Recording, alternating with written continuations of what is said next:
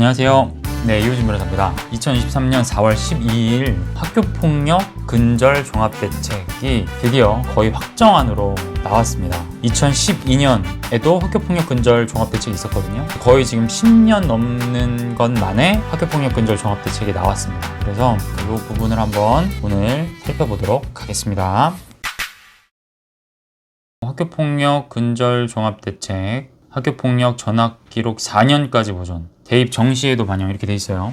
전체적인 느낌을 보면 일단은 가해자 엄벌 처하겠다, 요 이제 이슈 하나. 그 다음에 피해자 보호 조치 확대하겠다, 요 이슈 하나. 그 다음 세 번째는 학교폭력 관련해서 교권 강화하겠다, 요거 하나. 요 세 가지 정도로 보시면 돼요. 학교폭력 가해 학생은 생활기록부에 남은 학교폭력 조치 기록이 졸업 이후에도 최대 4년간 보존된다 로 됐고, 조치 기록 삭제가 뒤에 나오죠. 기존에는 4, 5, 6, 7, 8호 조치까지 졸업 후 2년 후 삭제이긴 한데 졸업과 동시에 삭제가 가능했었죠. 전담기구 회의를 열어가지고 학생이 그동안 잘 생활하고 있었으면은 졸업과 동시에 회의를 통해서 삭제해 줄 수 있었습니다. 근데 이제 그 조치 기록을 삭제하려면 피해 학생 동의까지 받아야 된다 라는 거를 또 덧붙였어요. 그러니까 진정한 사과나 화해를 통해서 피해 학생이 마음이 좀 누그러지지 않으면 조치 기록 삭제가 조기에는 어렵다, 물 건너갔다, 이 정도 보시면 될 것 같습니다. 제가 뒤에 또 말씀드릴게요. 그리고 즉시 분리 조치가 3일에서 7일로 연장이 됐어요. 이거는 이제 제가 그전에도 말씀드렸지만 학교장 긴급 조치로서의 분리랑은 좀 다릅니다. 피해 학생 즉시 분리는 피해 관련 학생이 신고만 하면 3일간 분리하는 제도였는데 그거를 너무 짧다고 7일 동안 연장을 한 겁니다. 뒤에도 나오겠지만 학교장 재량으로 하는 긴급 조치가 그전에는 1, 2, 3, 5, 6 조치만 가능했어요. 그래서 가장 강한 6호가 이제 출석 정지였죠. 정학이었는데 7호까지 할 수 있도록 권한을 확대했습니다. 학급 교체까지 학교장이 긴급 조치로서 할 수 있어요. 학폭이 결과가 나오기 전에 할 수 있다라는 말입니다.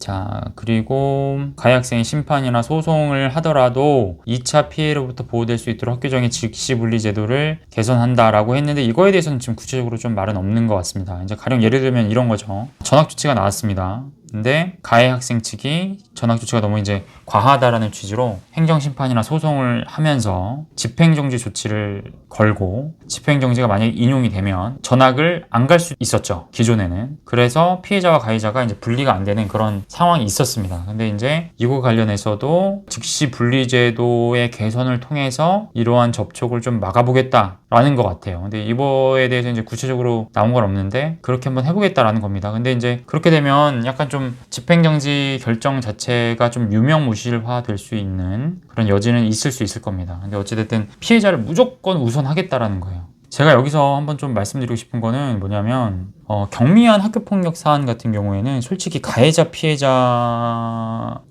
원시적으로 이렇게 딱 나누는 것이 좀 의미가 없습니다. 왜냐면 이야기를 하고 있는데 친구를 데려왔다라거나 아니면 급식줄을 서고 있는데 세칙을 했다라거나 이런 사안 몇 개를 모아서 학교폭력 피해자라고 가해자를 신고했습니다. 그럴 수 있죠. 물론 이제 행정법원 판례는 학교폭력 개념 범위를 굉장히 넓게 보고 있기 때문에 정신적인 피해만 발생해도 모든 일련의 사안을 학교폭력 행위로 규정하고 있거든요. 근데 가해 학생이 그런 신고 사안을 접수를 받고 생각해보니까 피해 학생과 어울리면서 본인도 피해를 본 것이 생각이 나요. 그러면 또 가해자가 또 피해자 신고하면 서로 쌍방사안이 되거든요. 그러니까 제가 말씀드리고 싶은 거는 경미한 사안 같은 경우에는 가해자 피해자가 얼마든지 지위가 섞일 수도 있고 변동될 수 있는 그런 여지가 많아요. 근데 이제 무조건 지금 학교폭력 근절 종합대책은 피해자의 인권만 우선하다 보니까 피해자가 얼마든지 가해자가 될 수 있다는 거는 좀 간과하고 있어요. 그런 부분이 좀 문제점입니다. 물론 이제 중대한 학교폭력 사안 같은 경우에는 가피해자가 중첩되지 않는 부분이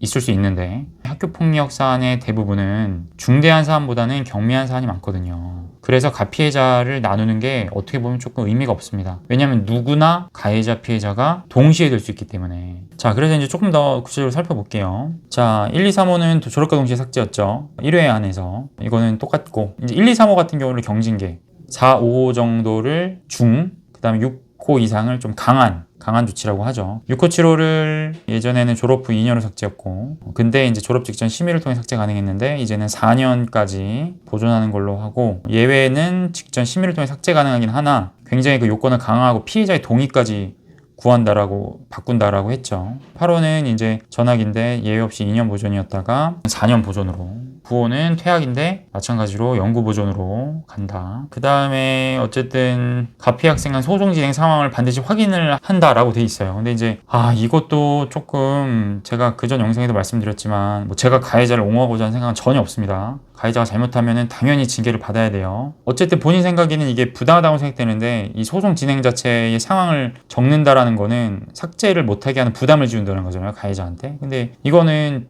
가해자의 어떻게 보면 절차적 기본권이기도 해요. 징계, 제재를 받았을 때 이거를 다툴 수 있는 기회는 줘야 되는 거거든요. 근데 이제 이렇게 진행 상황까지 본다라고 하면 아예 절차적인 기본권 자체를 제한하는 그러한 폐해가 발생할 수는 있습니다. 이런 건 어떻게 보면 좀 유례가 없는 거예요. 그 다음에 수시뿐만 아니라 정시에도 반영하겠다고 했고요. 일단은 2025년도까지는 좀 자율로 맡기되 2026학년부터는 필수 반영을 해야 된다 라고 해서 그 세부적인 내용은 또 아직까지 정해진 건 아니지만 2026년부터는 대학들도 무조건 징계 조치 적혀 있는 게 있다라면 반영을 해야 된다는 겁니다. 그 다음에 이제 즉시분리 3일에서 7일로 연장했다라는 거는 말씀드렸죠.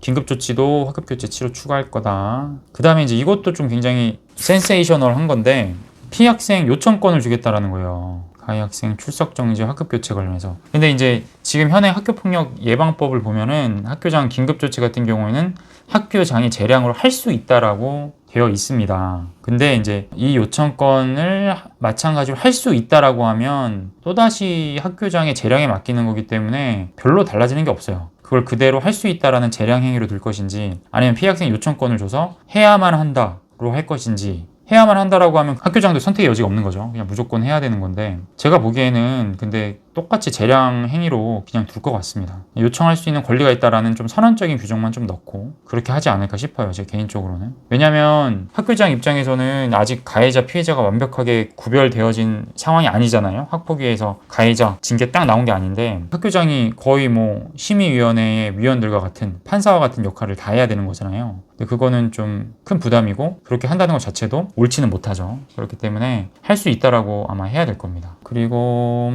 이제 교권 강화, 아무래도 학폭 선생님들이 너무 힘들어요. 저는 정말 그 노고는 인정을 합니다. 수업도 하시고 행정 업무도 보시고 학교 폭력 업무도 보시면 너무 힘드실 것 같아요. 그래서 좀 수업 일수도 좀 줄여준다라고 하고요. 그 다음에 학폭 업무 진행하면서 소송에 휘말리는 경우도 있거든요. 그래서 분쟁이 발생했을 때 고의가 아니거나 중대한 과실이 없는 한 교원의 민형사상 책임을 면제해주겠다. 뭐 이러한 방안도 마련을 했습니다. 그 다음에 이제 요것도 조금 의미 있는 건데 접촉 협박 및 보복행위 금지. 만약에 이 접촉 협박 및 보복행위 금지를 위반하면 6호 이상 조치 의무화인데요. 이거는 좀 굉장히 의미가 있죠.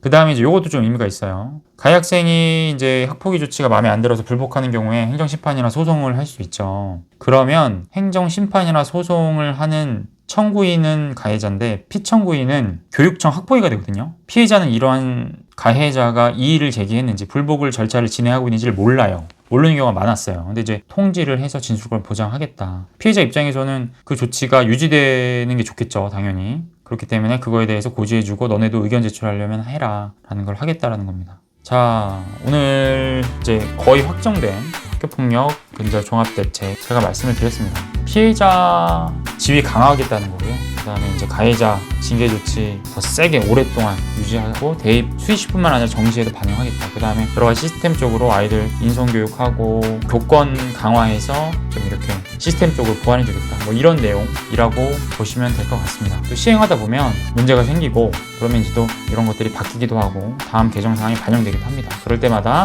제가 최대한 빠르게 이런 변경사항에 대해서 안내해 드리도록 하겠습니다. 자, 오늘 여기까지 하도록 하겠습니다. 감사합니다.